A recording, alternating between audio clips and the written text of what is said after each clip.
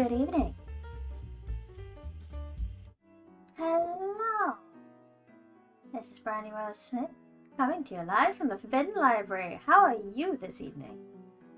I need to hide this for a second, because before we get on with Exordium and delving into the deep dungeon, I have something else to tell you about. Da-da. That's the sound I wanted to use, but I was a bit afraid that Nintendo would come after me. Yeah. I finished my first book since landing here. A book I technically started before I landed here, but because I finished it here, it got to count. The book I finished is... Oh, that's not what I meant to do. Minor scuff. Boom. No. Boom! Yeah! So, this is the book I recently finished. It is Conquest of the Ten, the third in the Constellation Saga by Kay MacLeod. And I thought I'd do a little first thoughts on it. There will be a full review at some point, but not for a little while, because I need to figure out how my review schedule is looking at the moment. But Conquest of the Ten was great! Kay MacLeod is becoming one of my favourite authors. She hurts my feelings in a good way. I love her characters. There were boss fights at the end of this that made me think of Dark Souls. Generally, great read, and I can't wait to read more of Kay's stuff, because I've caught up on 2 of her series now, and I've only got 1 left to do. Right, faster, Kay!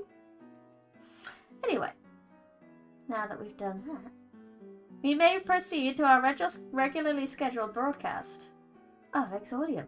I hope to do something like that every time I finish a book, just to tell you about it a little bit, and then eventually I'll get a review on it, but there will have to be like a little playlist of like 10,000 books I have read, which I probably won't read that many, honestly.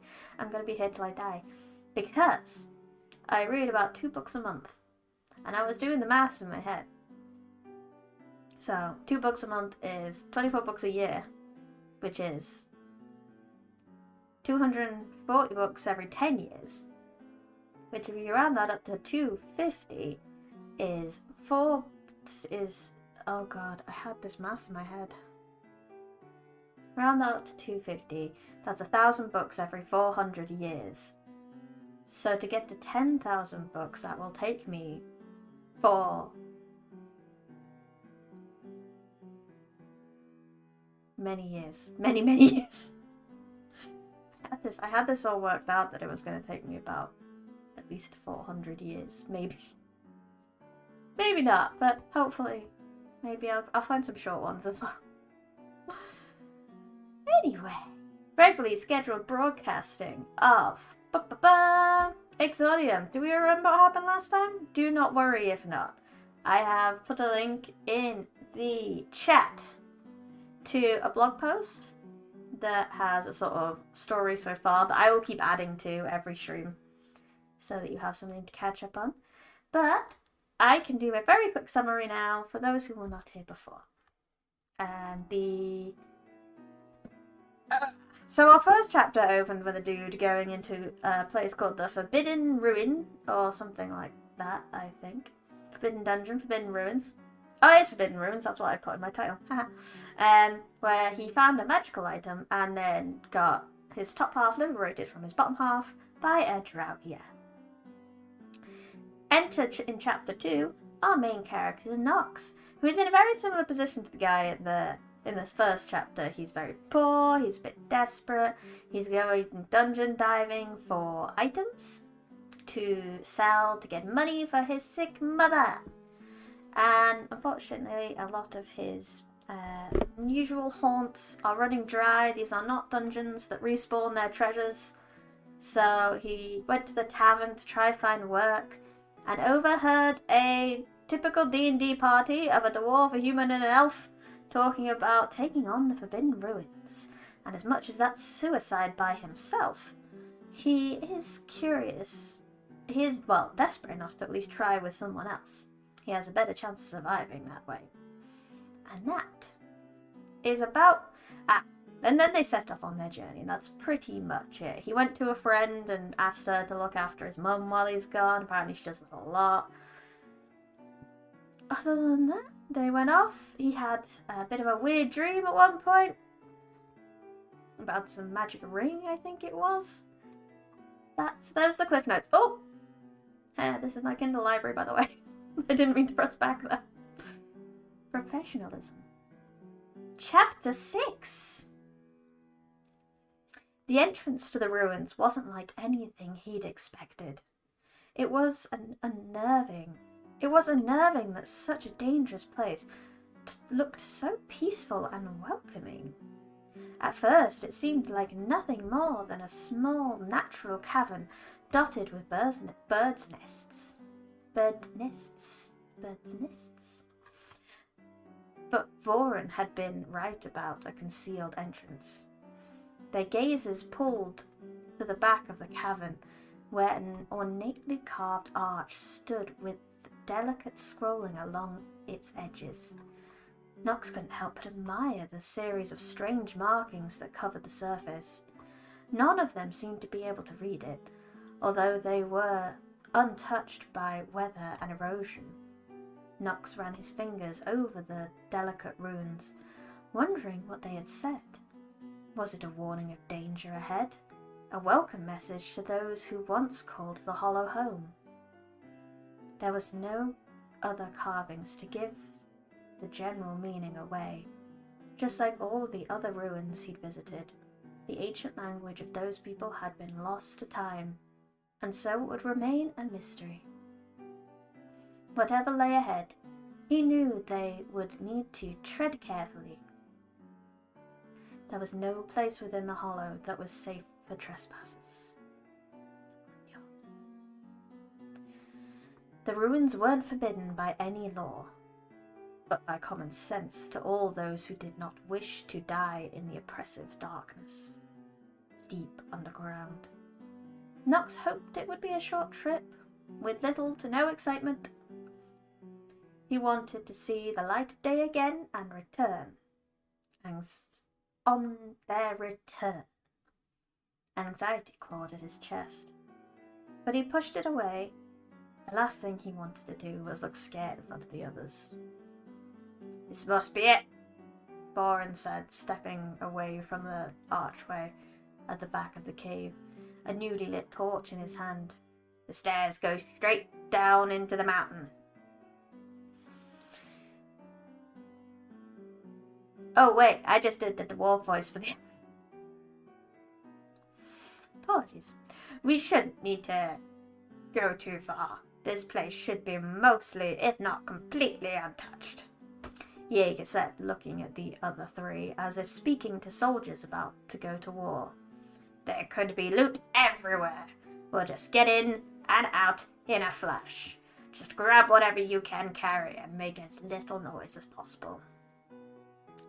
"Yes, let's be quick about it," Lana replied, bowing her head slightly.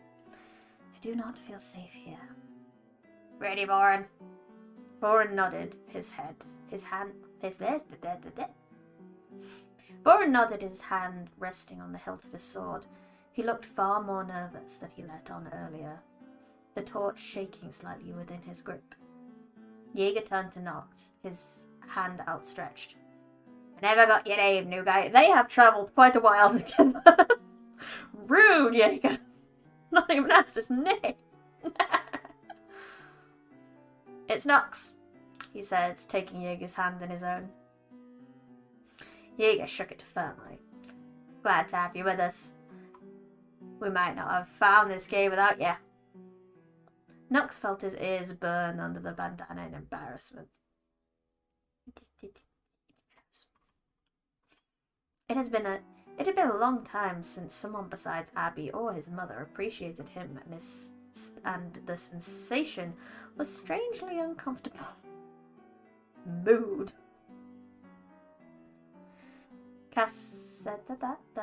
He cast his eyes down, avoiding the gazes of the three in front of him. Compliments weren't something he got from strangers. Well, let's get this over with, Jaeger said, turning back to the entrance and stepping through confidently, pausing only to light his torch by touching his Stavorans. Lana followed closely behind, but Nox paused for a moment at the entrance. In all the years he's been scrounging by himself, he'd never gotten scared at the thought of exploring someplace new. It had always been a thrill, some new adventure to go on that wasn't too far from home. But as he stood in the dimly lit cave staring at the carved arch, he felt his heart begin to race. Was it the hollow that worried him? Or was it the people he now felt responsible for? After all, he had been the deciding factor for the trip. Or maybe it was because he was so far from home, and his mother, or baby mother's boy. And his mother was depending on him. Whatever the reason, he felt a sense of anxiety bloom in his belly as he took the first step into the ruins. Out of nowhere, a low sound caught his ears.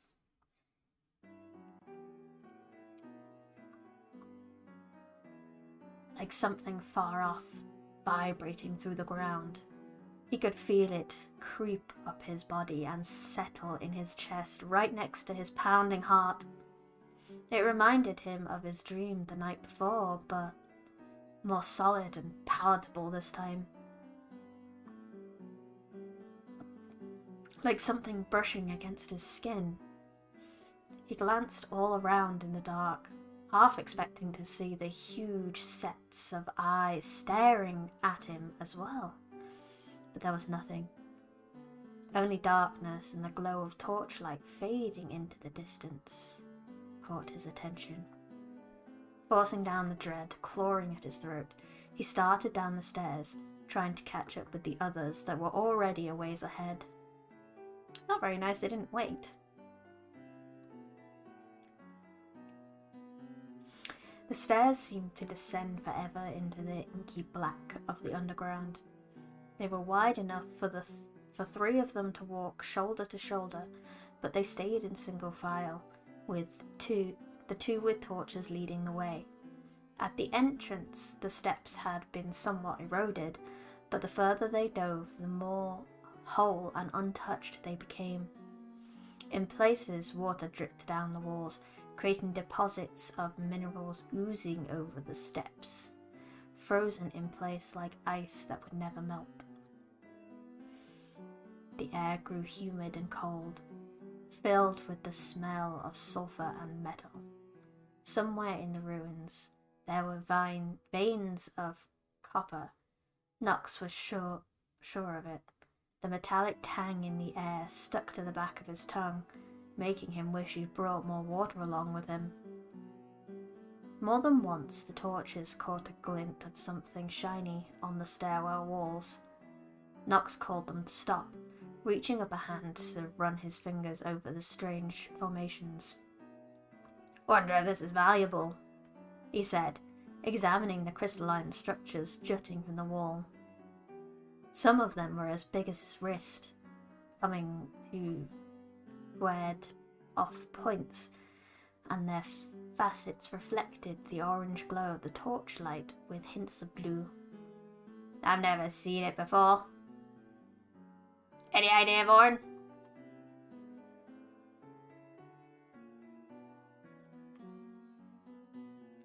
I thought that was Jaeger talking again.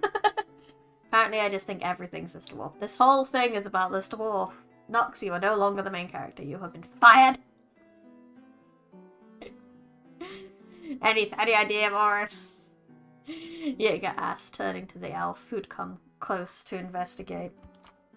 He hummed, putting his face within a few inches of the crystal. "I can't say I've ever seen this in town before."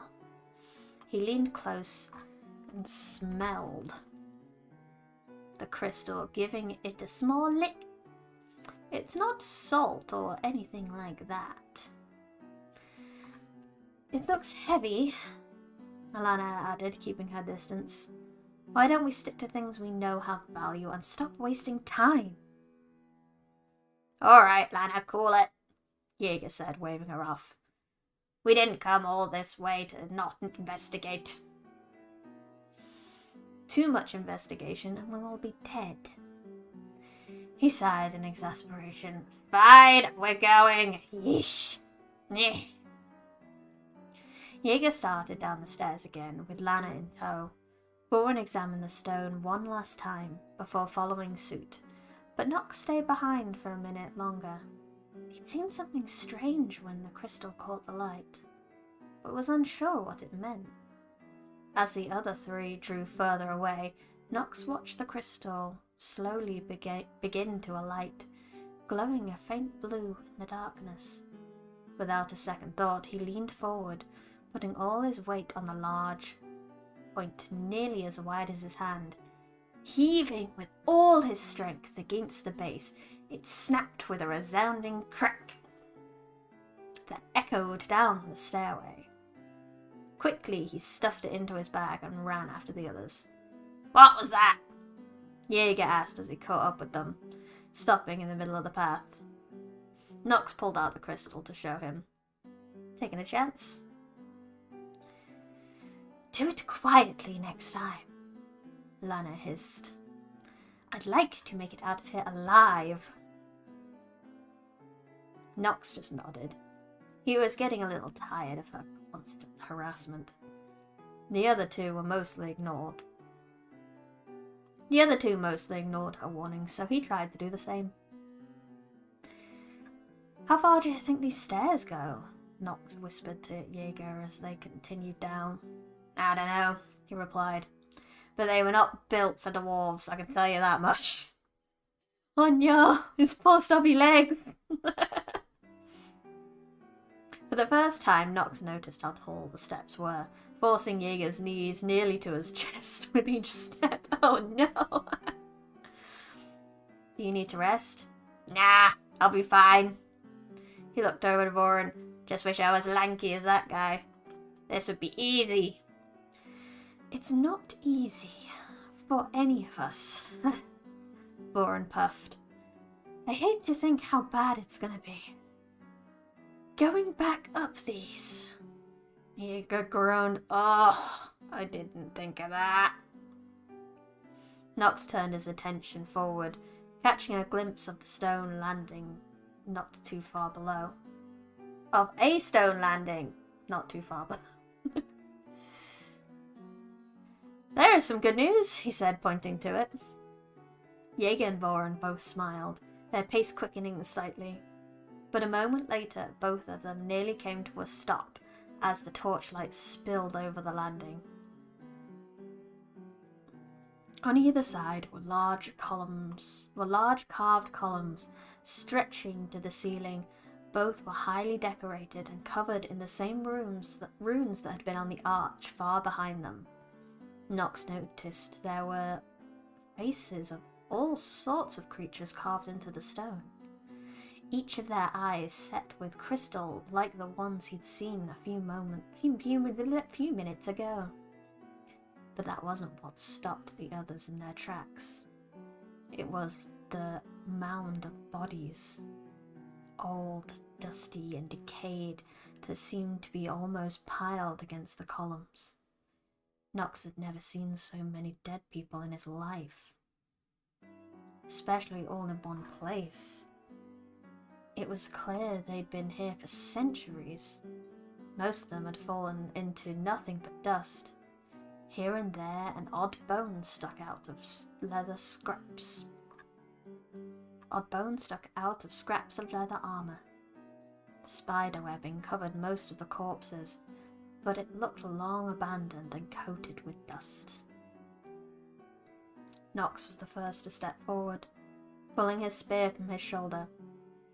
The other three hung back, their torches casting long shadows in front of him. He got as close as he dared, his heart pounding in his chest. There were no sounds in the cavern beyond.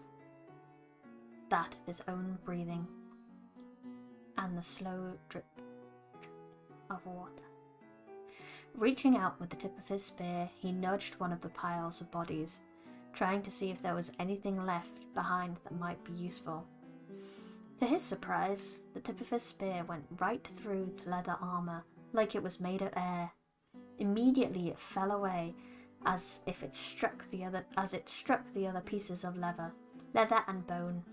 They began to disintegrate as well. He watched on as the entire pile slowly melted away into dust, like sand slipping through an hourglass. By the time it settled, there was nothing left but bone shards and spider webs. Atop the pile was what looked like ashes. Pushing his spear through the pile, he searched a bit longer, but there was nothing. No armor, no weapons, not a speck of metal to be found. The torches grew closer, and Nox turned to watch Lana do the same to the opposite pile of corpses. They melted away just like the others, leaving nothing behind of value. Well, I guess we'll have to go in a little further than the front door. Nox sighed, looking at the others' disappointed faces. He turned towards the dark hall in front of him, a faint humming still reverberating in the air around him. Can you guys hear that? The three stopped moving, turning their ears towards the darkness. For a long moment all of them stood stock still, barely a breath between them. I don't hear anything, Jaeger said at last. Me neither, Voron added. Silence here is oppressive, Lana added, taking the torch from Voron and heading into the hall. Best we don't disturb it. The others followed behind her. Nox shrugged and brought up the rear. In his mind, Lana was being almost too careful. He knew the hollow was dangerous, but so was scrounging. For so many years, he'd been all by himself in the ruins he chose to pick clean. But now that he was with a group, he found the idea of not being completely in control a little off-putting. It wasn't that any one of them was the leader. That's not what he wanted. Just the idea of being part of a group was so alien to him that he found himself getting a little annoyed with each of them in turn. Jaeger was too friendly, Lana was too worried, and Voron was only reliable when it didn't matter. Nox reached up and adjusted his bandana nervously.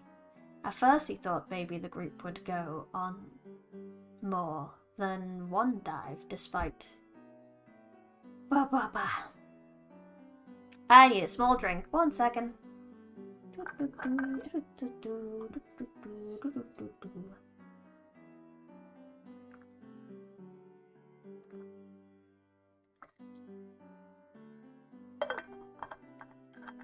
Hydrated.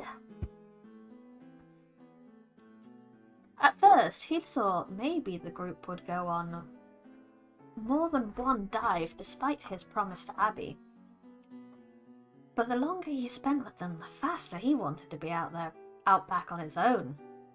Not to mention the last time he tried to work with others, he'd found himself bruised and beaten in a back alley with no money and a broken arm. He wasn't keen to repeat that again. So he kept everyone at arm's reach at all times, just in case. For the next 15 minutes, they pushed into the cavern, carefully choosing their steps, so as not to disturb the silence around them. The others didn't say a word, but Nox could hear the hum growing louder. As they walked, pulling him forward, his dream had all but faded from his memory. All he could remember were eyes, a green orb, and that sound. The one that he could feel reverberating through the cavern floor. Something about it called to him, and he found his curiosity reaching dangerous levels. Didn't you? The way split many times in order to keep things simple. Jaeger chose the right-hand path each time. Each time it seemed like the correct choice, the low hum growing steadily louder in Nox's ears as they travelled, but soon they came to another fork. Fork in the path, the one leading to a large open cavern, and the other winding away to the left. For the first time, Nox could feel the pull coming from the left, and instinctually headed that way. "Where are you going?" Jaeger asked, grabbing his sleeve. "There's bound to be loot in this cavern." He held up a torch so the light spilled a few feet inwards. "Look, there's already a few structures. I'm sure we can get everything we need there and be out of here." "I have a good feeling about this way," Nox replied. "I don't know how to explain it, but I can feel something, like a tingling in my skin. Something important down there. We've been here too long," Lana said, stepping up to the two of them. "Let's get this over with and get out." "Look," Nox said, keeping his voice low. "I know none of you know me. I can go on by myself. Get your loot and get out of here. I don't want to drag you into anything." Jaeger gave him a hard look. "Don't be a fool. Nobody goes through the hollow alone and survives." Yes, the first chapter showed us that. When Nox made no move to turn away from the left-hand path, Jaeger sighed, holding up a finger. 10 minutes. That's it. If we don't find anything in that time, we will you come back with us and load up?" "You really don't need to do that. I'll be fine." 10 minutes. That's me offer." Nox nodded, knowing the dwarf wouldn't give up.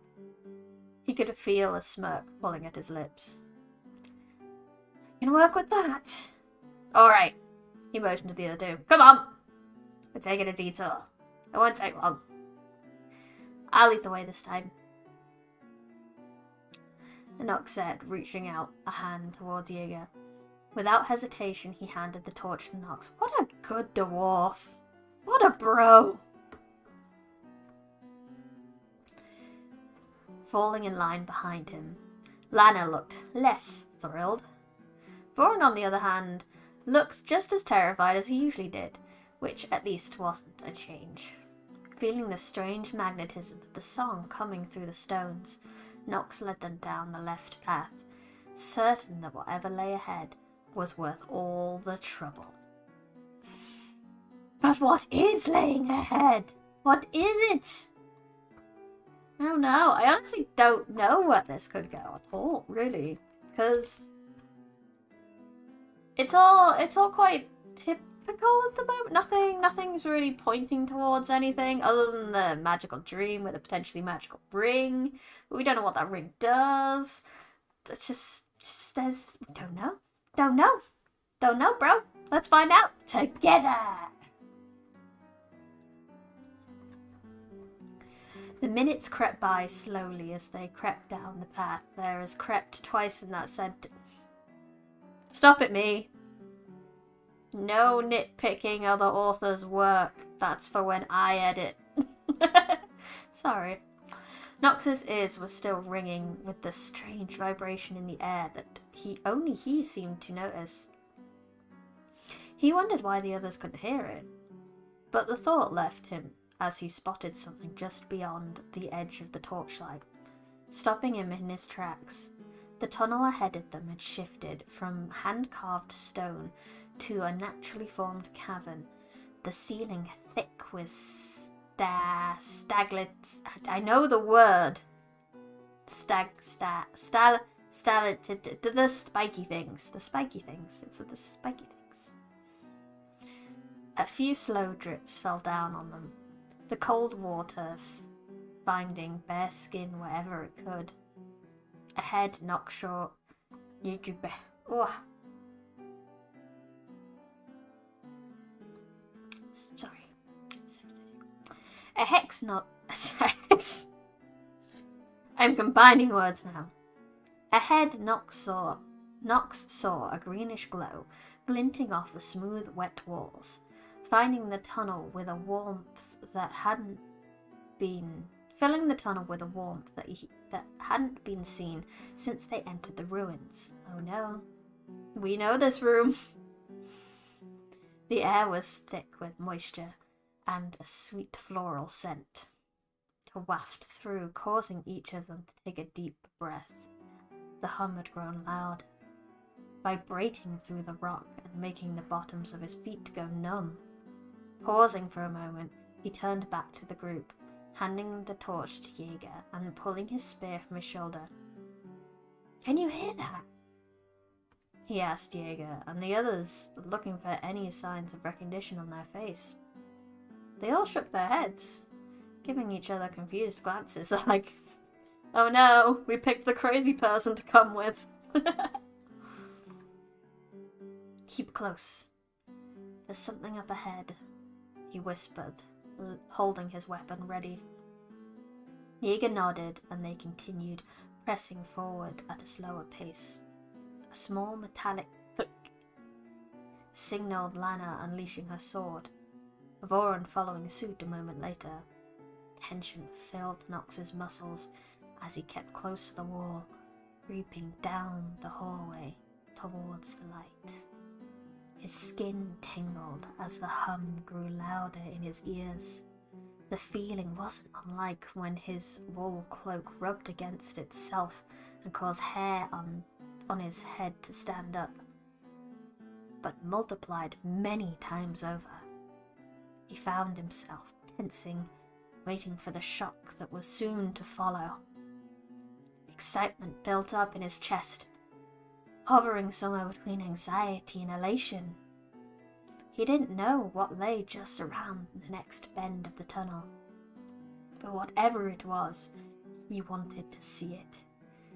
In all his years of scrounging, he'd never come across a strange feeling, even in the darkest, almost ancient of places. Nox held his breath as he rounded the last curve, peeking around the edge of the tunnel wall at the source of the light before him. The tunnel suddenly opened into an almost spherical chamber with unnaturally smooth walls. Along the edges were large rectangular alcoves with crumpled stone at their bases. They may have once contained torches or were merely decoration, but were empty as far as he could see. A single beam of sunlight from the world far above tore through the stone ceiling. The shaft of light fell upon an island in the center, a large pool rising out of the water like a dais. On it grew green vines and moss, spreading over a boulder-sized crystal, much like the one he'd seen in the stairwell into the ruins. In the very center of it was an unnatural shape glinting bright silver in the sunlight. Immediately, he knew it to be the source of his dream song. "What in the world?" Jaeger whispered, looking across the pool coated in lily pads. A few stems had broken the surface and exploded into flowers, the delicate pink petals catching the light. Nox deeply inhaled their intoxicating scent, his eyes fixed on the silver cylinder resting on the crystal. There was no denying his urges now. He had to have it. It's precious. "What are you doing?" Voron whispered as Nox began kicking off his boots. "Can't you hear it?" "I don't hear anything." Nox didn't know what to make of it. The hummer grunted so loud that he was having a hard time making out Jaeger's words. Oh, that was Jaeger. I suppose Warren did Jaeger.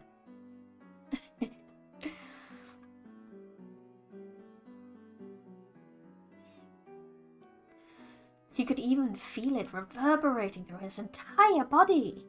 Whatever it was, it must be important and worth a fortune. I'm going to go get it. Is that a good idea? How the hell should I know? Knox chuckled. But I guarantee you it's worth something, and that's why we came here. I'm not walking out of here without it. He didn't look back before he took up his first step into the water. It was freezing cold. Even though the plants seemed to be thriving, the algae coated most of the water's surface, clinging to his skin and clothing as he pushed further in. Using his spear for balance, he continued forward, the pool quickly deepening to waist height, then nearly to his chest before he reached the small island. Face to face with it, he saw the delicate moss was in bloom, tiny filaments highlighted by the sunlight, reaching up towards the ceiling. A few thin vines grew over the surface, and it even looked like a tree had somehow sprouted in the past few weeks. Its first true leaves unfurling in the light. It was exceptionally beautiful. Careful to do as little damage as possible, Knox pulled himself up into the light. The moss gave him something soft to kneel on as he leaned against the crystal, staring at the strange cylinder sitting atop it. There was a small slot where the tube had been originally, but it looked like someone had broken it out long ago. About 200 years ago, specifically. It had found its way back. The metal was completely untarnished in the moist air, and more brilliant than any silver he'd ever seen. Along its surface were a series of runes that stirred something inside of him. They looked as if they were dancing to a song that thrummed through the stone, now so loud he could hear little else. He found he could no longer resist it. With a trembling hand he reached out, wondering what would happen when he finally touched it. The siren's song had grown almost unbearably loud. But the moment his skin brushed against the cold metal, it stopped. Knox pulled his hand back, shaking his head, the silence suddenly deafening. Straining his ears, he listened for the hum once more. But there was nothing. Again he reached out, and this time took the cylinder in his hand. There was no reaction. For some reason he'd expected something grand, like an explosive trap or another dreamlike vision. Anything, really. But there was just silence and stillness around him. Only the occasional drop of water falling into the pool. Well, Giga called over the water. What is it? I'm not sure. But it's metal. That's at least something. Knox responded, a hint of disappointment in his voice. And it's gone quiet. He'd come all this way looking for the source of the mysterious noise. Only he could hear, and it turned out to be nothing more than a hunk of scrap. He turned it over in his hands, examining the oddly carved surface. It was lighter than he expected, and as he flipped it over, he heard something inside tap against the end of the tube. It was hollow. Holding it up to the light, he searched for a seam, but he couldn't find one. He pulled and twisted at it, trying to find a way to open the cylinder. It didn't budge. Knox glared at it in frustration, wondering what it could possibly contain. It's a box! What's in the box? What's in the box? Pulling his pack around, he stuffed it in, hoping it would be worth how cold and wet he was going to be for the next couple of hours. Yeah, that's gonna be gross, and you ain't drying very fast in an environment like that. Sliding himself off the island with care, he slipped back into the water and waded to shore. On the other side, he plopped on the bank, wringing out his pants the best he could without getting completely nude in front of complete strangers. He felt a tug at his pack and instantly yanked it around to his chest. Behind, he saw Jaeger with a look of surprise on his face. "What the fuck are you doing?" Nox growled, pushing himself to his feet and grabbing his spear. "Sorry." Jaeger smiled. "I should have asked." "Is that why you agreed to let me join?" Nox snarled, his voice growing louder. "So you could make off with whatever I found and keep the money for yourself? Maybe stabbing me in the back while I'm not looking. No, all you people are all the same. All you people are exactly the same, and I didn't take a chance to listen to you, and now we've got this silly thing. Someone tries to help you out, and all you can do is and all you can think of is yourself. Keep your voice down," Lana urged him, reaching out a hand. Nox slapped it away. "No! Keep your fucking hands off me." Jesus Christ, Nox, calm the fuck down. He pushed himself to his feet, brandishing his spear towards the other, fear overpowering all his senses. I mean, maybe this is a reaction to, all the noise going? He's just freaking out now? I guess I kind of would if it suddenly went silent after that being so loud. "Better yet, keep away from me." Taking a few steps toward the entrance to the cavern, he looked over the three of them, their astonished faces staring back at him. I should have known better. You can't trust anyone, especially scourgers. He spat. Good luck getting out with your skins intact. "Nox, wait!" Jaeger called, but Nox had already turned his back. However, before he could take his first step, a resounding crunch filled the cavern, echoing down the tunnel and over the pool of water. Everyone froze in place. And so did I, as I took a drink of water.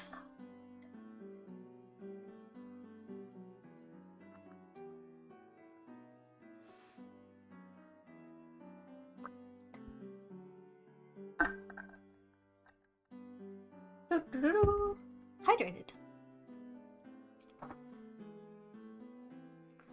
Only a few feet away, he saw pieces of the stone wall beginning to fall away. Scattering across the floor and splashing into the water.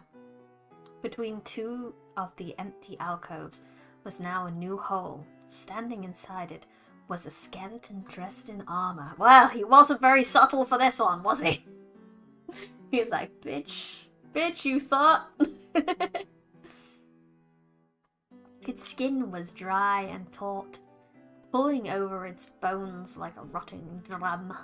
That's a nice description. Nox and the others stared, having no idea what caused the stone to suddenly give way. Taking a deep breath, Nox reached up a hand and pressed it against his chest. His heart was pounding, the adrenaline still rushing through his system. Switching his spear to his other hand, he shook out his fingers. He'd been gripping so tightly that they'd gone numb. "Nox!" Jaeger said softly, taking a few steps towards him. "I wasn't trying to steal from you. I just wanted to take a look. I'm sorry. I should have asked you first. I'm sorry." Nox gave him a once-over. Everything from the kind smile to the look of guilt on his face was strange to him. Nobody looked at him like that unless it was Abby or his mother. He knew better than to trust people. It wasn't like they were going to be friends or anything. I don't want to be friends or anything. After their job was done, they'd all go their separate ways. that's the way it had always been for Nox. For Nox's safety and their own. But still, something in Jaeger's expression gave him pause, making him reconsider. Nox stared directly into Jaeger's eyes, his voice filled with distrust. Don't touch my bag again. Keep your distance from me. Understood. You have my word. What a bro! Good bro, Jaeger. Jaeger, best boy. Guys, Voran said quietly, something's wrong. What is it now, Voran? Jaeger asked, turning on his heel, clearly exacerbated. The corpse is breathing. Oh. Nox lifted his gaze to the skeleton on the other side of the room. There was a flurry of dust sparkling in the sunlight, and he couldn't tell if his eyes were tricking him, but it did look like it was moving. Switching the spear back to his dominant hand, he took a few steps forward, putting himself between the group and the rest of the cavern. Squinting, he looked across the water, trying to figure out what Voran had seen. He heard the rattling breath before he saw the chest heave, the skin tearing away from the ribs. A dark blue glow flashed in the skeleton's eyes like flames, crackling against the yellowed bone as the skull turned to face him. He'd never seen a creature like this before.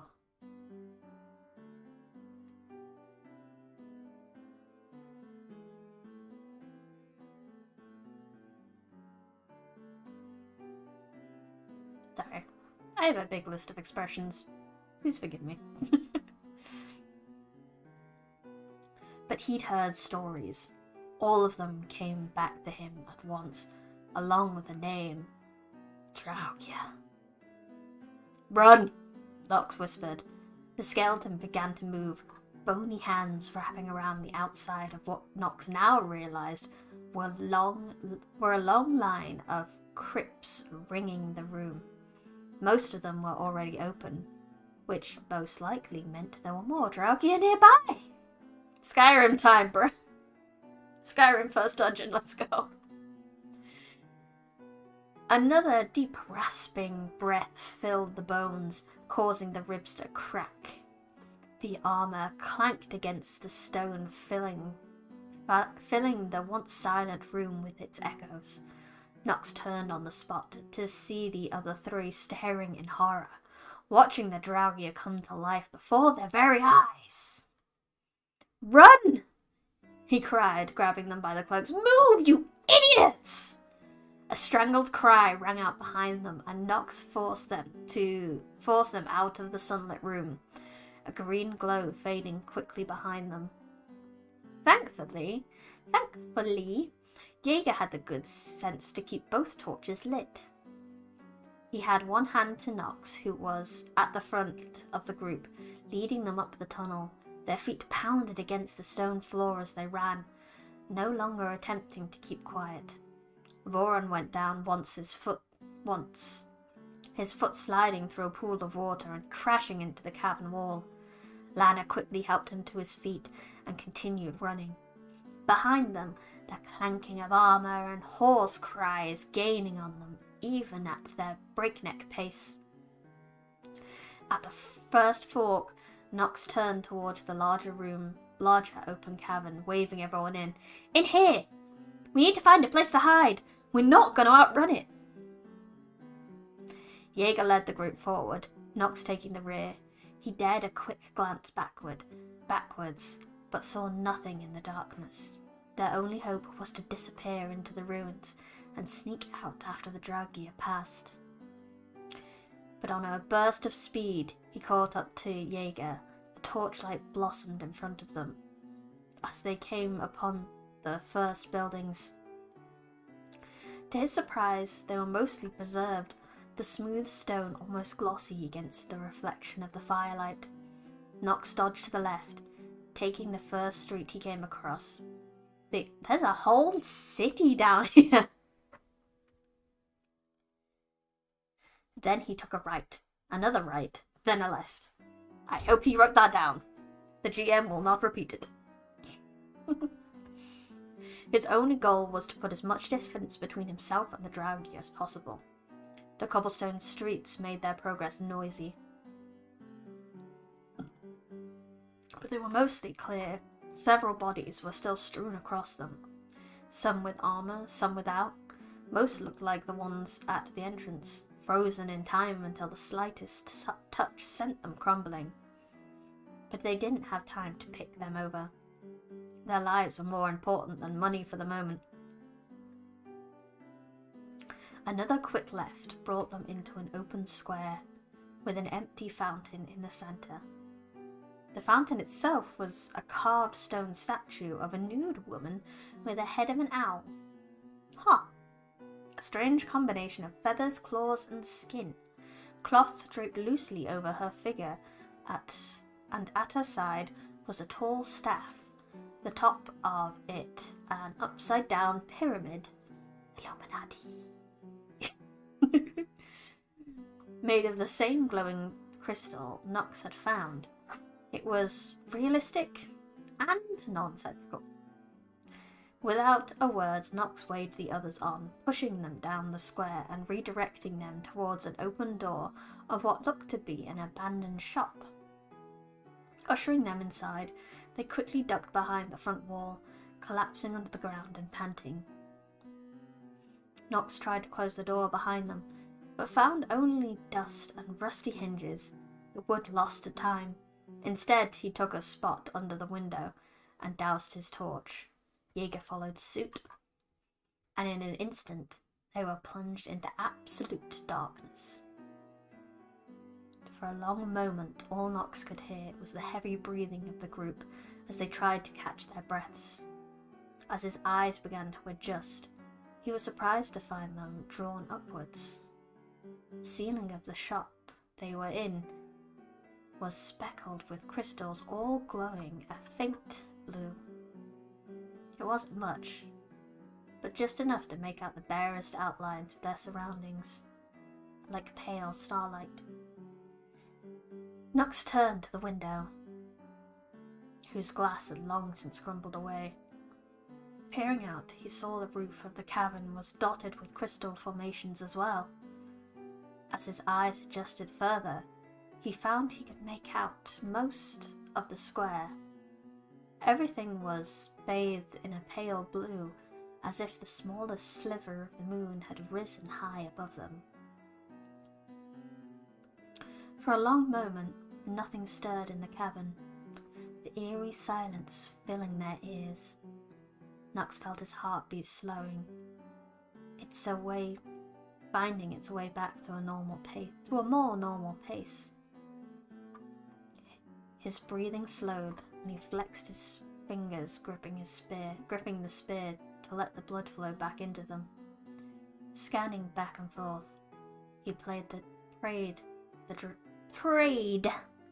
they had lost the Dragia. "Do you see anything?" Jaeger asked quietly from the spot next to Nox. "No," he replied, his voice still shaky. He turned his head to the left, then back to the right. Suddenly his heart jumped into his throat. There was a dark figure standing at the edge of the square, its crackling blue eyes turned in his direction. Behind it were two other pairs of the same eyes, each looking directly at him. "They're here," he whispered into the dark. "Oh no!" We're still kind of at the point of where you kind of knew this was going to happen, at least. You knew he was going to get the cylinder. You knew the Dragia was going to come after him. But the cylinder seemed to like him, and we didn't know it was a box and there's something in said cylinder, so that's interesting. Is it like a sealed old god or some shit? Who knows? We will know eventually, because we have permission to read this whole book. Assuming they do open it in this book, because this author likes to write trilogies. So this is only book 1, so I may have to pick up other books to find out. And I won't have permission to read all of those, so you'll have to pick them up too. Marketing. Anyway, let's enjoy this one while we can, shall we? Oh wait, I need to change my currently reading, as we are now reading chapter 8. Yeah! Take a drink before we start chapter 8, methinks.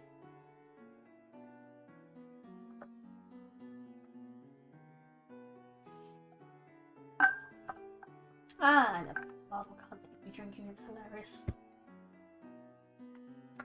Righto!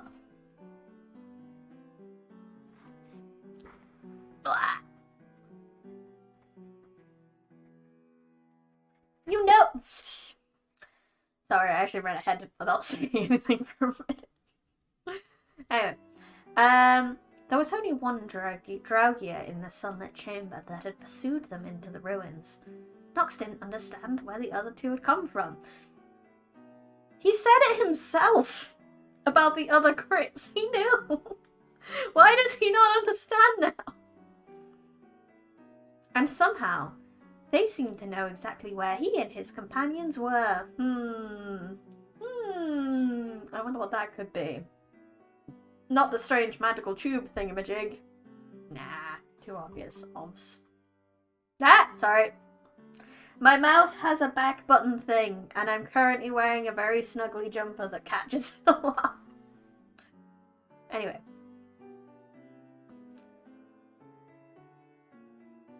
They know we're here, Nox whispered to the others, keeping himself completely still. The Draugia all turned in unison and began to amble towards the building, swords swinging in their hands. Nox knew they needed to move as fast as possible, but they became trapped in the building. But if they became trapped in the building, there would be no escape. We need to get out of here, Nox said, turning away from the window. No! If we stay hidden until they pass, we can sneak out then. He said that they know... He just said they know where you are. What? You can't hide when they know it. Your stealth has been broken. You need to find a hay patch, you need a smoke grenade, whatever this game has. They're headed right towards us. How could they know? Jaeger asked, looking up at Nox. They were all silent for a moment. What if they can sense that thing you found? Hey! Someone's got a brain! Voron offered, pointing towards Nox's bag. Didn't you say you could hear something coming from it? Not anymore. But that doesn't mean they can't. Hey, Voron is the brain. He has the brain cell. He isn't as good at using it sometimes, but he has it. He holds the brain cell. So we have Jaeger the best boy and Voron the brain cell. Nox looked at his pack. For the briefest of moments, he thought of taking the cylinder out and tossing it to the ground while they made their escape. He wasn't sure if such a thing was worth dying over. Pulling his pack open, he dug around inside, his fingers brushing against the cool metal. The moment it made contact with his skin, an image flashed in his mind of 3 pairs of eyes all staring down at him, with an intensity that made him feel naked to his very core. A rumble filled his ears that made him flinch. Nox. He ripped his hand away, pressing his palms against his ears to block out the voices. The others stared at him with confused looks on their faces. It was clear none of them had any idea what was going on. Are you okay, Nox? Jaeger asked, putting his hand on his elbow.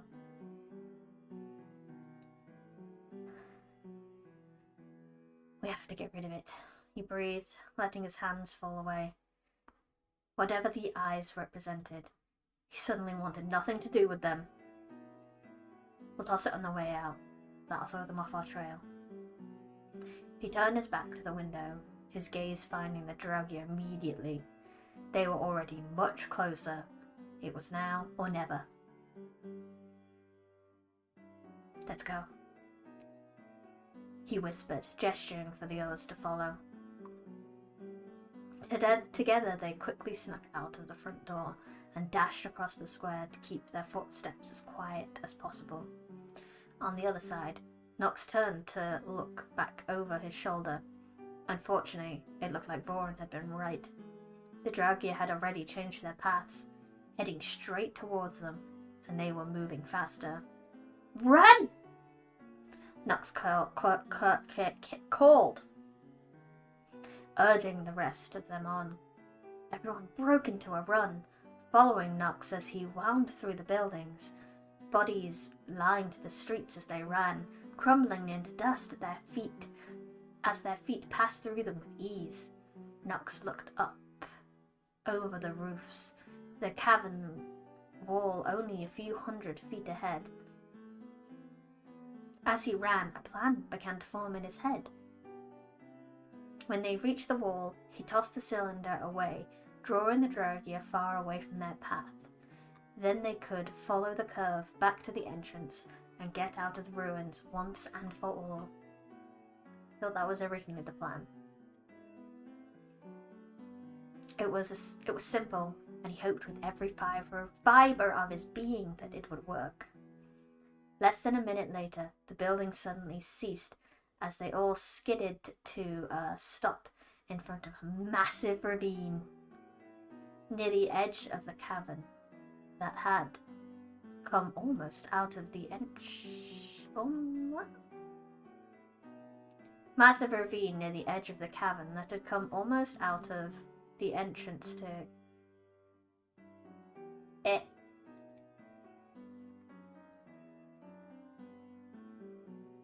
I think my reader's freaking out.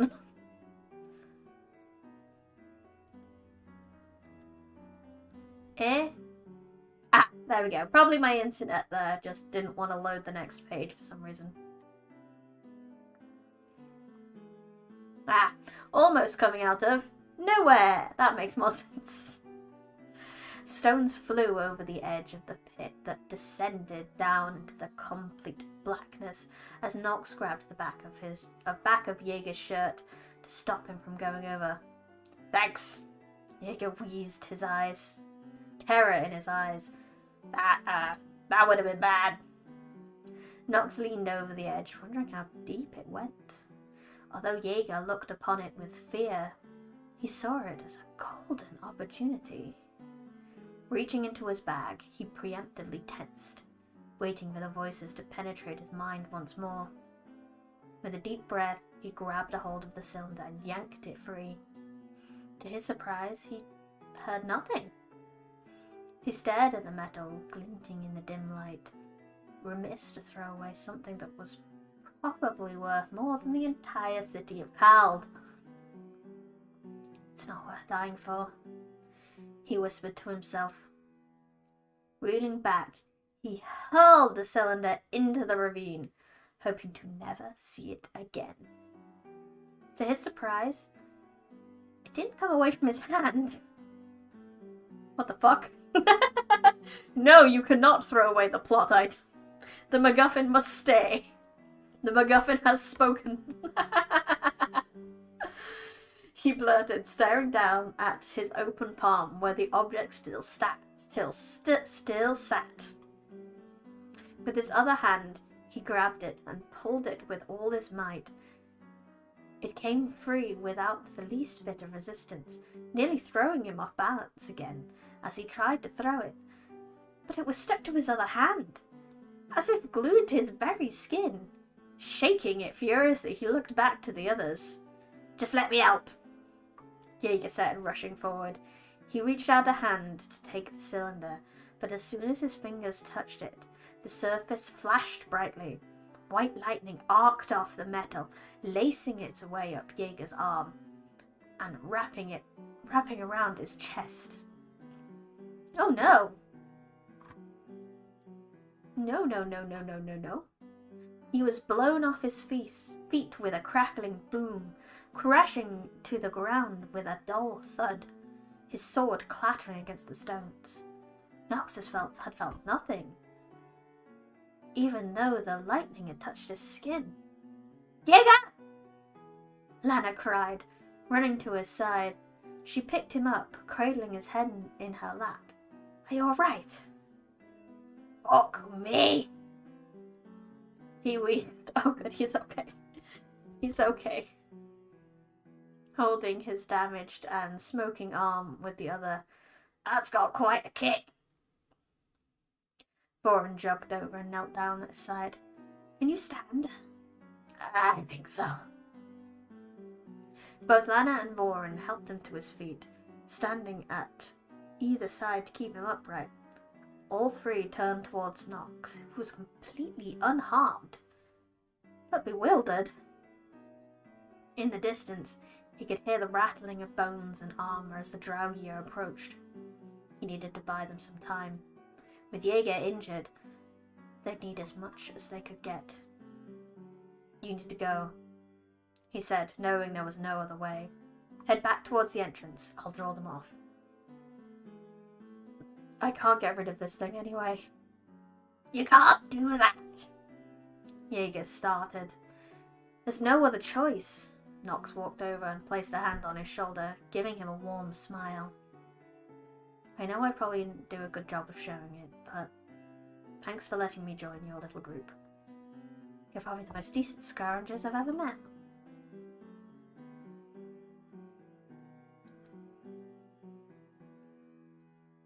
That's a really low standard. Voron whispered, unable to help himself. Nox giggled. Maybe it is. But thank you, nonetheless. He looked over his right shoulder, the rattling of bones growing louder. "Now go, and don't wait for me." Hero moment. He didn't pause for a reply as he ducked around them and ran off, heading into the darkness. Keeping the ravine to his left, he pounded his way down the streets, not trying to keep quiet in any way. The Draugr had to follow him if the others were to escape with their lives. After the first 100 feet, he stopped, turning around to make sure he was being followed. Sure enough, 3 pairs of flickering blue eyes were ambling after him, their pace increasing. It seemed they completely ignored the others. Nox glanced down at the cylinder glued to his hand by some strange force. Scrounging had finally gotten the better of him. Turning away from the Draugr, he continued to run, pushing deeper and deeper into the cavern. Thoughts began bubbling to the surface about his long life and what had happened along the way. His mother would surely die without him, although he was confident Abby would keep her fed. Still, without her medicine, it was only a matter of time before the cough got too bad. The winters were especially hard on her. An image flashed through his mind of her pale and cold in her bed, and a blood-soaked handkerchief in her hand. He knew that's what would happen without him. Long ago, he'd made a promise to take care of her, and thanks to his foolishness, he'd failed. The Hollow was a stupid place to go to begin with. But what other choice did he have in a world where he was unwelcome? Even with Abby's help, nobody would have hired him anyway. It was the fate of someone with his lineage to be a scrounger, especially in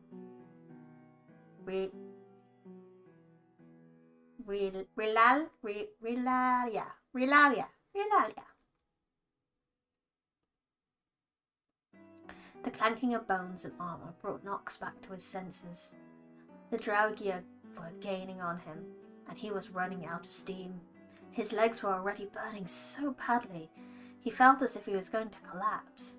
It was clear he wouldn't be able to outrun them. Steeling his nerves, he ground his boots into the stone, skidding to a halt at the edge of the ravine. In a flash, he drew his spear from his bag, holding it ready with one hand. He was going to take at least one of them down with him. The nearest Draugr was only a few steps behind him.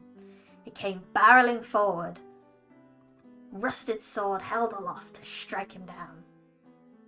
Using the length of the spear to his advantage, Nox swung it around and ducked. The sword slashed over his head harmlessly, but the spear struck the Draugr's leg, shattering the bone below the knees. It crumpled to the ground with a raspy hiss, rolled and went over the edge of the ravine. The body came apart as it struck the stone. One down. Stone wall, and the glowing blue eyes disappeared into the endless black expanse below. Yes, convenient ravine! Nox barely had time to prepare himself for the next strike, that came only a second later. He parried it with the shaft of the spear, doing his best to keep out of the way. The third Draugr was right on top of him as well, chipped sword dancing through the air. Both filled the cave with their hoarse cries. Nox continued his dance, keeping their sword at bay with only one hand, while trying to stay out of their reach. They fought without a care for their own person. More than once he drove his spear through the chest of the Draugr, only to find they didn't react in any way to the hilt. To the hit, not the hilt. He knew they were already dead, but he'd hoped they could at least be wounded in some manner. His breathing grew heavier, and his muscles ached. However, the Draugr's strike continued without slowing.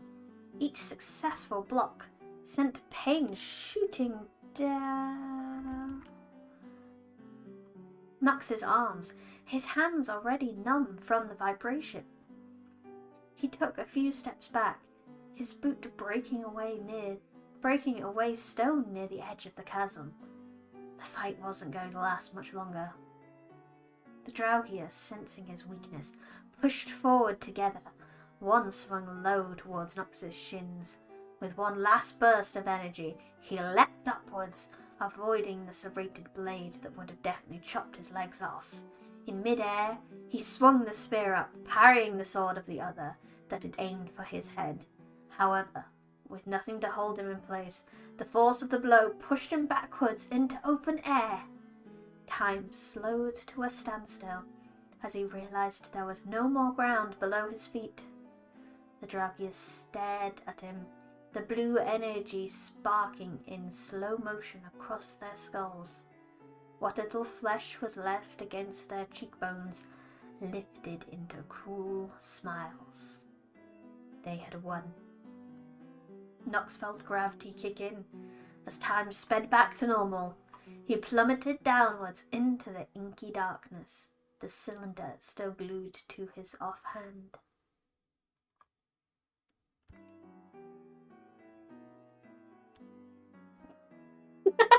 I did not expect the thing to just be stuck. I didn't expect him to be smart enough to let it go, to be honest. I thought it'd be like, oh, my precious thing, and he'd not want to throw it away. But no, the MacGuffin just said, no, fuck you. Fuck you and your brain. I disrespect your brain cell in the party.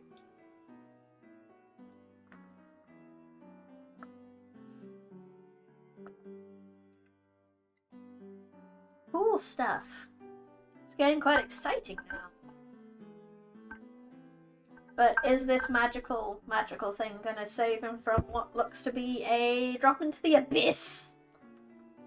Or is his super secret lineage not actually an elf like I thought it was, and it's gonna be like, here's a royal family of this old ancient civilization? That would be my guess. Let's find out. Although my throat's going, so maybe the last chapter we do? We'll see. Let's see. See what time's like. The eyes were there again, hovering over him in the darkness. He could hear the voices in the air, deep and tremulous, but impossible to understand. Were they talking to one another? He wondered if this was what death was like, to be haunted forever by those creatures, whatever they might be. Knox opened his mouth to speak, but the moment the first sound escaped his lips, the eyes above him disappeared, vanishing into the darkness. The voices died away, and he was left in the velvet black of death, completely alone. For some reason, he'd always expected to find his father waiting for him when he died, so that he could meet him for the first time. He'd hoped it would have taken a little longer to finally get there, but nevertheless, he found himself looking back and forth for any hint of him in the shadows. What a sweet boy. There was nothing beyond the dull pressure of the dark pressing on his ears. Hello? He called, his voice odd to his own ears, like he was underwater. To his surprise, the darkness began to shift and roil around him, dim grey light peeking through in places. It almost looked like storm clouds gathering. As more light began to filter in, he saw flashes of lightning deep in the fog. A dull rumble rolling across the horizon's endless expanse. He didn't understand what he was seeing, but it continued to build. Out of the corner of his eye, he thought he saw a shape in the mist. But as he turned to face it, there was nothing but darkness. Another caught his attention, and he spun back again. Nothing. Turning his gaze upward, the lightning flashed more intensely, outlining a massive, dark shape with chains stretching from its form in every direction. It is... Is this called the... Knox, you must become a cult leader. A thunderous boom filled the air, making the hair on his arms stand up. Cold fear welled up in his chest, unlike anything he'd ever felt before. He wanted to run, but his feet were firmly planted on the ground, his legs like stone. No matter how hard he tried, he couldn't move. Just as the fear threatened to consume him, the lightning died away, along with the rumble of thunder. All the light and mist condensed downwards to a single point of brilliant green light. Slowly it began to form. Slowly it began to dull, forming itself into a small ring. Ooh, it's the magic ring again. Knox stood still, watching it lazily spin end over end. It drifted forward until it was only a foot in front of his chest. Reaching out a hand, he took it gently. It was warm to his touch, like sunlight on a warm spring day. He turned it over, trying to get a better look when a voice sprang through the air. Knox, the Clavis chooses you.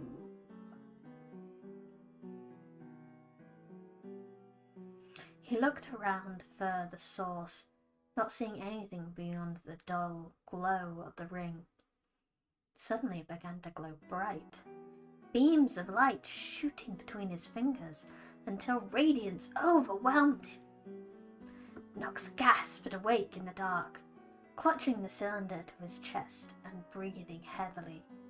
Adrenaline rushed through his veins as he looked around the darkness, nearly complete, except for the small cluster of crystals thrusting out of a nearby rock wall above him.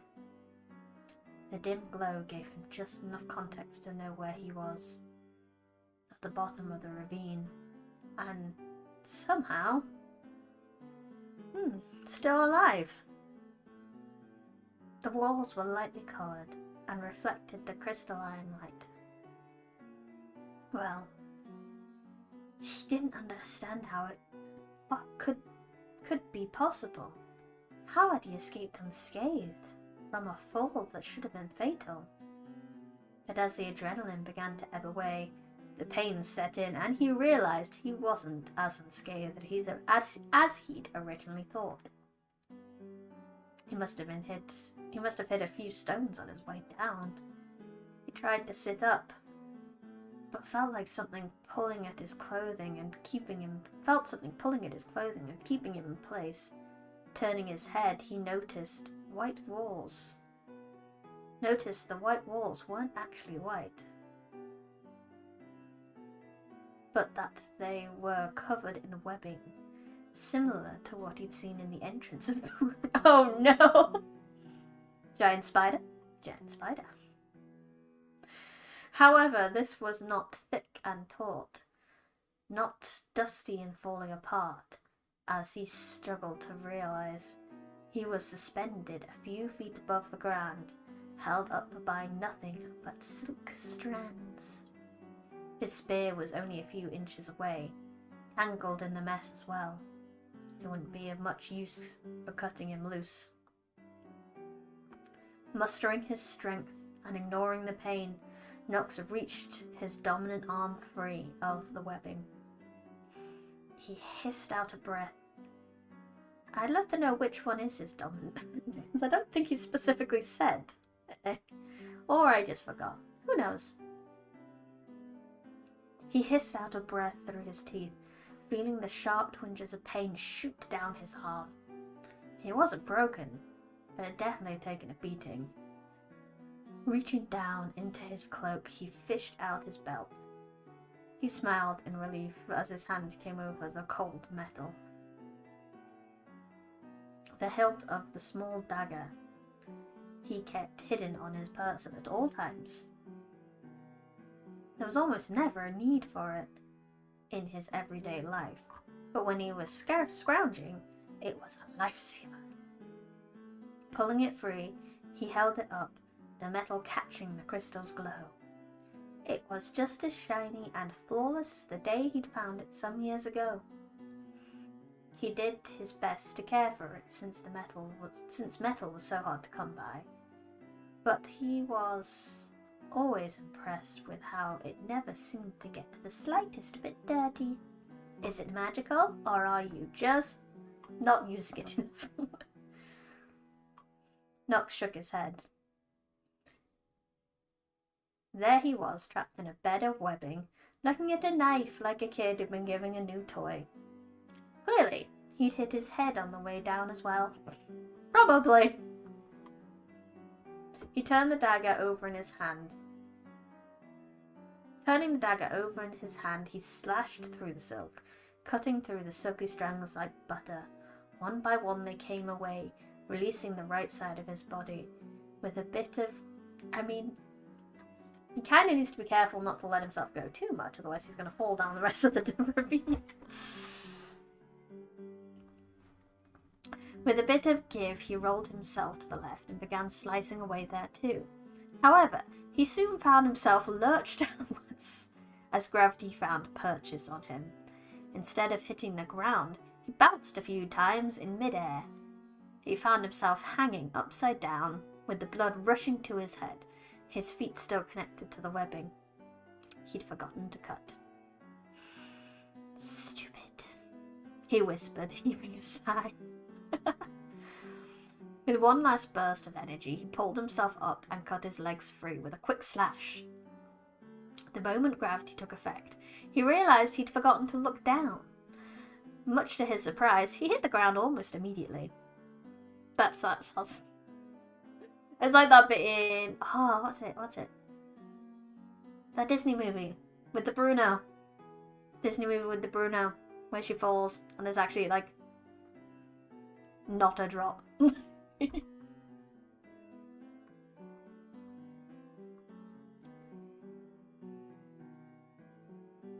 The discharge of adrenaline not having time to rush his system and cushion the blow.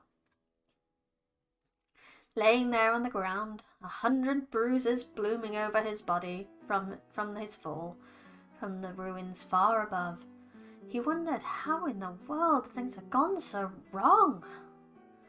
Somehow he'd managed to survive everything that had been thrown at him, but now he sat at the bottom of a ravine in almost total darkness, hurt and alone. He had no idea where to go, how to escape, or how to get rid of the cylinder that seemed to bring him trouble. On his left hand, the metal tube still sat, glued to his skin, by some unknown force. Now that he was out of immediate danger, he had a moment to wonder about it. At first, he didn't know what to make of it, thinking the mysterious metal might have some unknown property that fused to his hand. Reaching out with his right, he lifted the cylinder once more. It came away freely, but when he opened his fingers to drop it, it didn't budge. Jaeger hadn't been able to remove it either, and had clearly paid with his life for the attempt. The triad of eyes flashed through his mind once more, along with a single word: Clavis. The sound in his head made him shiver all the way down his spine, as he stared at the strange runic markings carved into the surface. He finally put the pieces together. It was magic. Fear pulsed through him once more. On top of it all, it seemed to be like it was probably cursed too. Although in his mind, anything that even remotely resembled magic was cursed from the beginning. The Holy Knights were more than happy to pay obscene prices for objects like the one he now possessed. They were also happy to arrest that person a week later and execute them for practicing the forbidden arts. He'd seen too many hangings in the town square at the hands of Captain Ragvir to think any different. As much as he wanted to turn it in and run with the money, he knew he wouldn't get very far before he met the same sordid fate as well. The other scroungers who were a little too make the same sordid fate as all the other scroungers who were a little too good at their jobs. Besides, it was clear something else was going on with the cylinder. He had had more than one dream about the eyes, and the more he thought about it, the more he'd realised they'd been leading him to it. They could be demons or worse, filling his mind with strange sounds and words, injecting him with curiosity to make him finally touch the strange relic. And he'd fallen for it. He'd fallen for the bait without a second thought. He realised that the Draugi attack had been completely his fault, and he'd almost gotten more kill people because of his stupidity. He cursed himself quietly under his breath. It was a foolish thing to do, and he should have known better.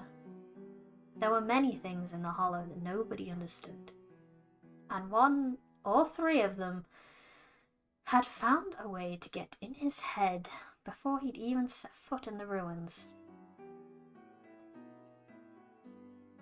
I've got to get rid of this thing before it gets me killed, Nox said aloud to himself. I'll figure that out when I'm finding a way out of here. With a groan, he pushed himself to his feet, brushing off as much of the webbing as he could. Craning his head back, he saw his spear only a couple feet above his head, tangled in the sticky tangle. Tangle. Hold back the editing me. This is not my book. I should not be editing.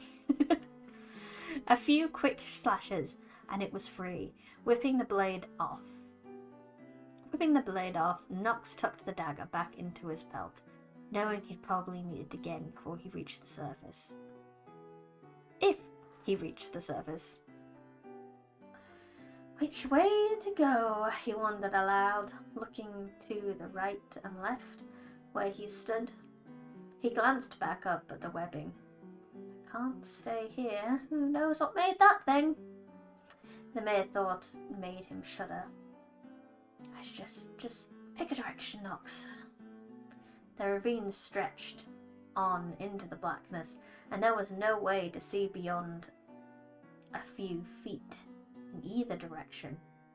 His eyes fell on a clump of crystal jutting out of the wall above him, wishing he still had a torch. They were the only crystals within eyesight, and he knew the darkness would be too complete to wander through without some sort of light. One wrong step, and he could find himself actually dead at the bottom of another ravine, or run through by sharp rocks. Beyond that, he could only guess at what was wandering around. There might even be more Draugr, and he didn't feel like getting hacked to bits. Suddenly, he remembered the stairwell. Pulling his pack around, he reached inside, a faint blue glow emanating from within. Pushing his supplies out of the way, he found the crystal point he'd taken and lifted it out. It was ice cold and glowing like its brethren high on the wall. He thanked his lucky stars for the foresight to take the stone, not knowing how life-saving it would prove to be. Pulling out his dagger once more, he cut a few pieces of silky webbing from above. Using his legs and free hand, he secured the crystal to the shaft of the spear next. Oh, that's smart. He secured the spear to the shaft of the spear near the top, adding a couple of extra strands for good measure. Shouldering his nearly empty pack once more, he hefted the spear up, the butt of it resting against the stone. With a newfound light, he turned on the spot, getting a sense of his surroundings. "I don't know which way I came from," he muttered, staring at the walls for any hint of which direction he was facing. Without the ruins above to guide him, he wasn't sure which direction the entrance was. For a moment, he wondered if the others were waiting for him. He could almost see them in his mind's eye. Jaeger seated against the wall, charred and burned from trying to remove the cylinder from Nox's hand. The other two waiting expectantly for Nox to come walking up the stairs. He felt sure Lana would be the one to finally urge them back to Kald. Not that he blamed her. A twinge of sadness filled his belly as Nox thought of them. They'd only spent a few days together, but already he cared for them despite himself. It hadn't been the easiest journey, and he still didn't trust them. As sad as it sounded, they were the closest things to friends he'd had in a long time besides Abby. The last time he'd worked with a group, they'd betrayed him and left him for dead. The first chance they got. It had been years since he'd worked with anyone but himself. "Not important right now," Nox said, shaking his head. "Time to make a choice." Closing his eyes, he turned slowly in a circle. With no way to decide which direction to go, he left his fate up to chance. When he opened his eyes again, he found himself facing down the valley of the ravine. Using his spear like a walking stick, he took his first steps into the darkness, the dim blue light of the crystal guiding his way. Oh! We're in chapter 10 already, double digits! Did I? Oh, I forgot to change that to chapter 9, didn't I? Oh well.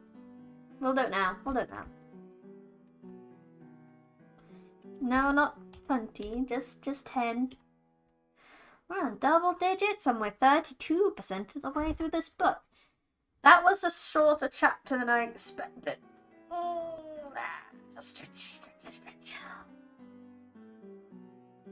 Could get one more in. We could. I think we could. My throat is getting sore, but I think I could sneak in one more. Can do it. Tough throat time, let's go.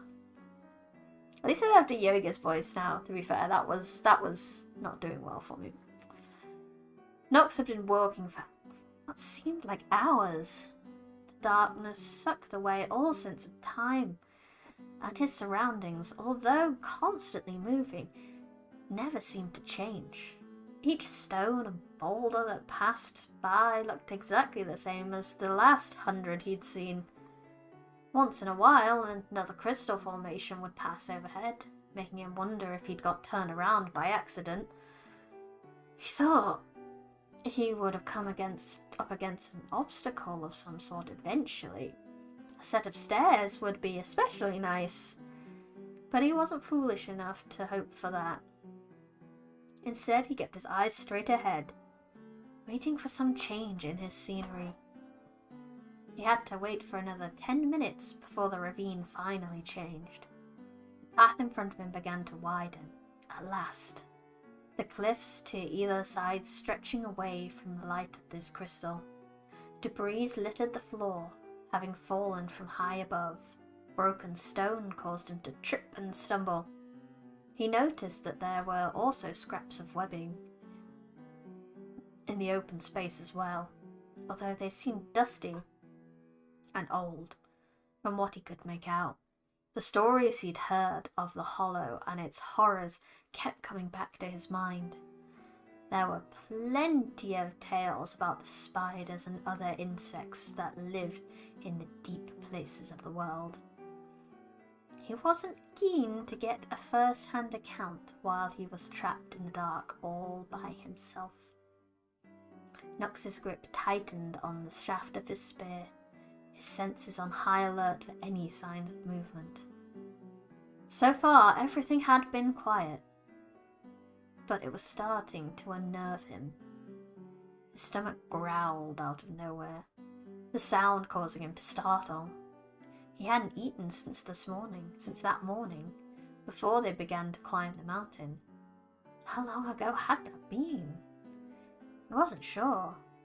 Between blacking out and the constant darkness, all sense of time had been lost. He shrugged his shoulders, giving in to his stomach's demands. There wouldn't be a better place to eat any time soon. Using his spear, he gently lowered himself to the ground, doing his best not to irritate his already battered body. Gritting his teeth, he finally came to a rest, putting his pack around in front of him. With the spear leaning against his shoulder, he could let the light cast into the bag as he rummaged through it. He pulled out everything he had and laid it out in front of him. There was a length of rope, a water skin that was mostly empty, enough food for maybe 2 minuscule meals, a flint, a small box of fishing gear that he always kept with him. It definitely didn't look like the kind of supplies that would save him from an underground ravine. Then again, being trapped in the ruins was never part of the plan. He'd absconded most of his gear near the entrance, so that he could fit more loot in his bag. In hindsight, that might not have been the best of ideas, considering he had no idea what he would find in the Hollow. Well done, Pass Nox. I'm gonna need to find water soon, he muttered, taking a long drink from the container. And food. What little food he had left was dry meat in a small pouch. It wouldn't last long. There's got to be something ahead, right? He said out loud to himself. This thing has to come to an end eventually. He popped a piece of jerky in his mouth, chewing thoughtfully for a few moments. If I don't find a way out in the next hour, I'll climb. Probably a dumb thing to do, but it beats slowly starving to death. Nux bit off another piece of meat and stuffed the rest into his pack. Back in his pouch. Carefully, he put everything back into his pack in an orderly fashion. An organized adventurer. Again, he tried to remove the cylinder from his left hand, but it refused to detach from his skin. Instead, he rolled it down his palm and lined it up with his forearm to get out of the way. It stayed in place as he pulled his sleeve over the cold metal. That reminds me of the Rising Shield hero. But he couldn't put his shield down, so he has to kind of like move it around his body to get changed and stuff.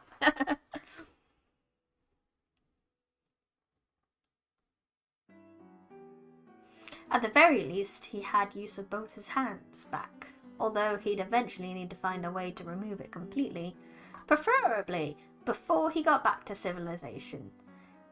If that ever happened. I believe in you, Nox.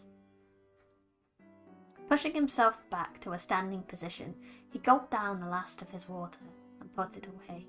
Shouldering his pack, he dusted off his hands and took up the spear once more. The cavern was still eerily silent as he continued on. Not a sound except his boots clinking against the stone floor. The occasional pebbles skittered over the surface. He made it a point to keep the dusty web-covered wall of the ravine close to his left shoulder. The last thing he wanted to do was get turned around by accident. And his sense of direction as well. Nox didn't have to walk long before the scenery finally shifted. Catching the light of the crystal, a tall archway appeared in front of him. It rose up high above his head, the harsh angles carved directly into the stone. Inside it was the last thing he expected to see, but a welcome sight. A stairway. However, there were heavy strings of web lacing across the archway, and he was less excited to see that. These were different from the others he'd seen as he walked, and more like the ones he'd woken up in. He held his spear high, illuminating the stone around him. Above him the web grew thicker, crisscrossing back and forth until it was impossible to see through. Here and there he caught sight of strange sacs. Oh no! Arachnophobic warning, I suppose, if you didn't already see the signs. He'd seen much smaller versions of them back in the slums with normal-sized spiders, and knew they had once been egg sacs. He hoped they were older than they looked.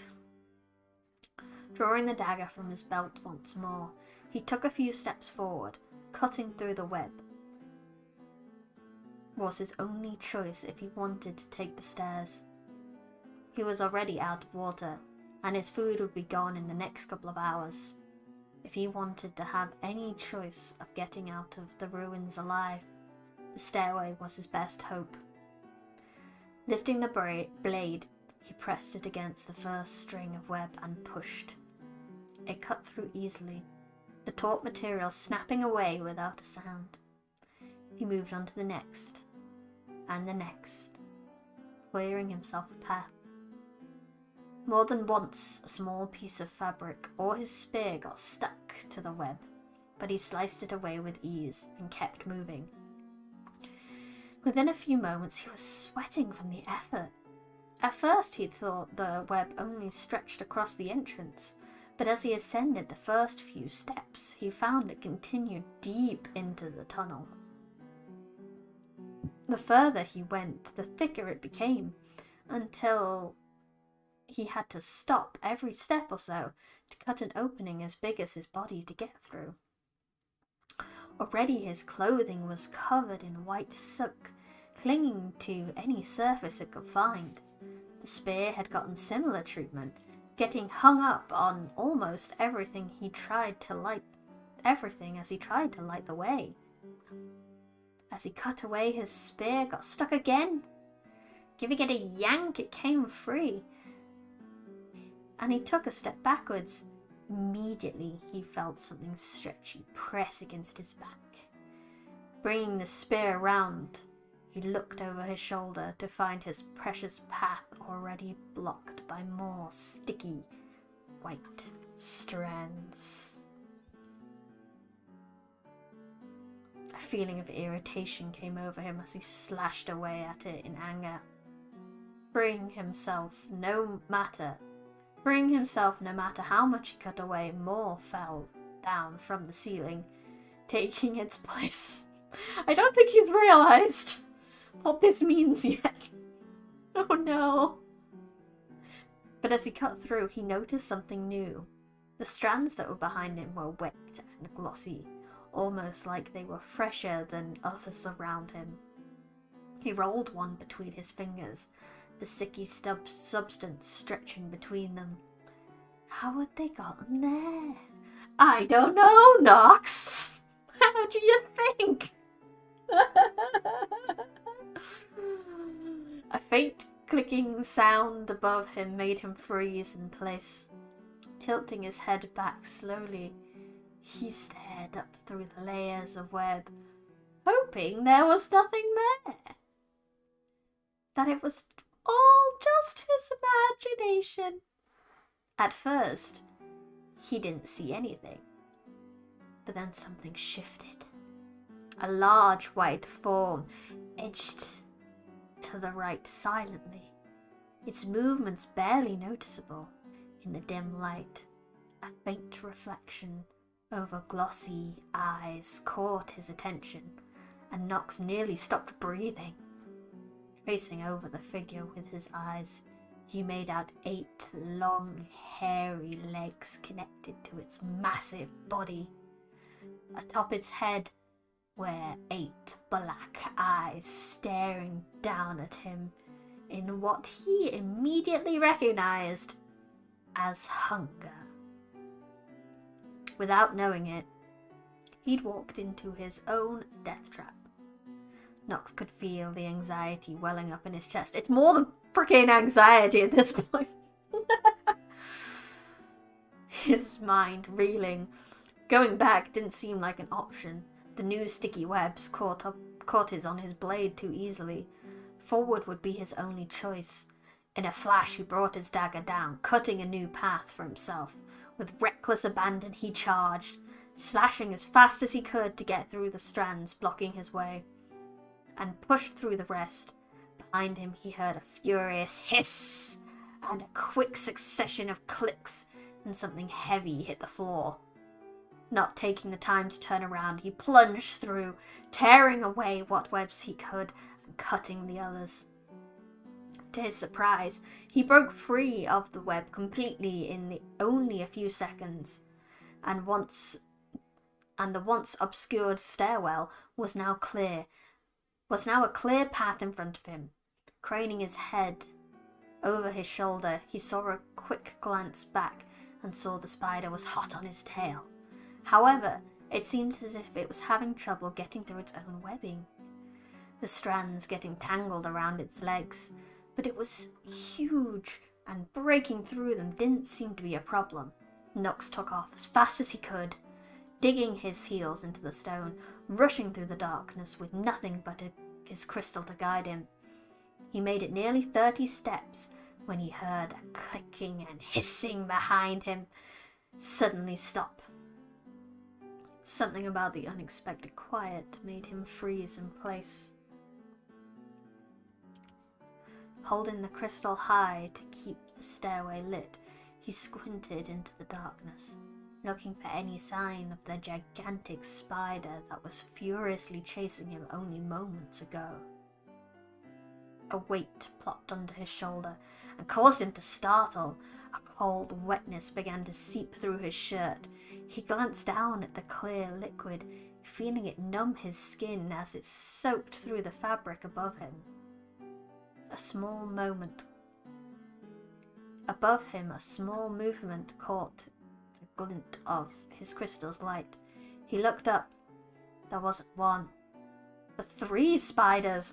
Oh god, this is bad. Oh no. This time, their pure white body is in stark contrast to the stone they hung from. I mean, I guess he saw eggs. This is the babies. One had dropped down mere inches away from the top of his head, its venom dripping onto his shoulder. Before he had a chance to scream, there was a flurry of motion all around him as he felt a sharp pain in his abdomen. Another spider, who'd rushed him from the side, pulled its face back, finger-wide fangs dripping with blood.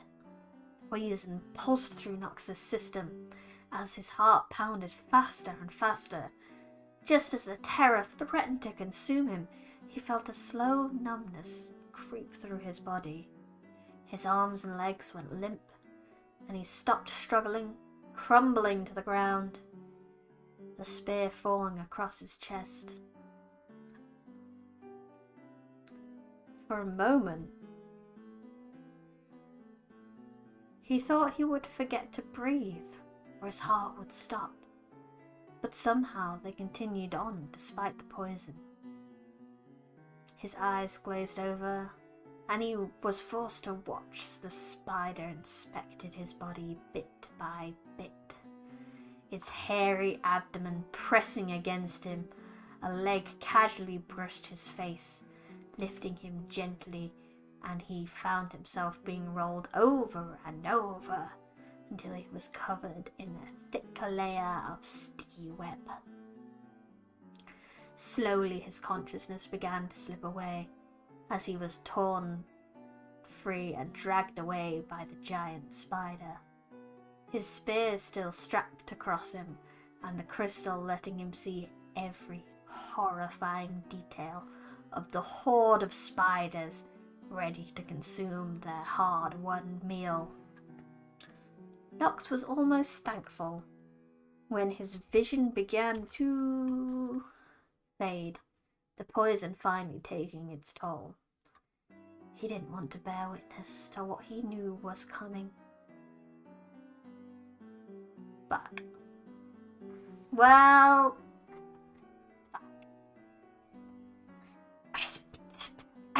no. He's the main character. He's not, unless I was right. I did fire him as the main character, and then he will die, and then Jaeger will be the main character. I do doubt that, but I'm really sorry about this because I'm gonna have to leave it there because I need to stop from my throat. But that's a really, really nasty pasty cliffhanger. But worry not. Don't worry too much, because I will be streaming this next Sunday. Storytime Sunday will continue. We will have part 3, where we will start reading chapter 11. We are 35% of the way through. So we're probably gonna have many more streams of this until we find out what fun things happen in Nox's life.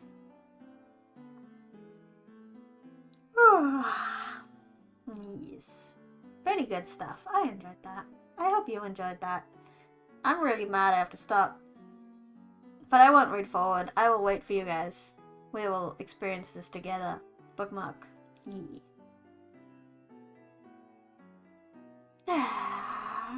Next week. Let me see if I can get the schedule up for you so I can show you what I'm doing next week.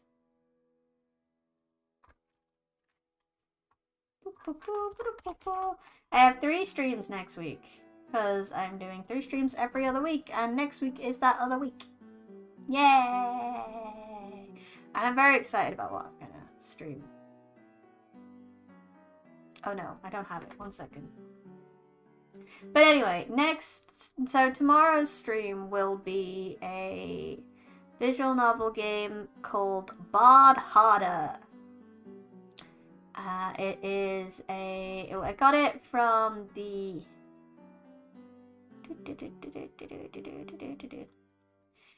Ukraine bundle on itch.io, and it is a final.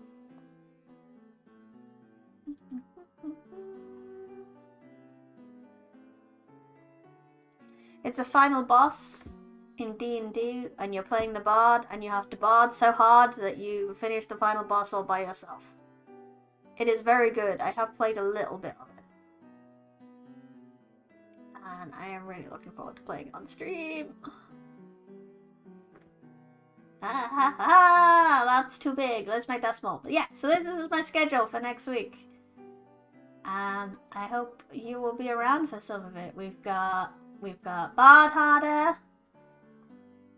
where we will flirt our way to victory. We have Final Fantasy, where I finally have my mount, and we're also finally on the quest. We're a quest away from being able to get my job stone. That's what I'm trying to say. Yes. And then we will have part 3 of this, where we will find out how he survives the spiders. If he survives the spiders. If has been a big word that's been used a lot in this. If. So anyway, this has been fun. I had fun. I had fun. I hope you had fun. This has been Bryony Rose Smith, live from the Forbidden Library, and as you can see, I'm tired and struggling with my words now. Goodbye!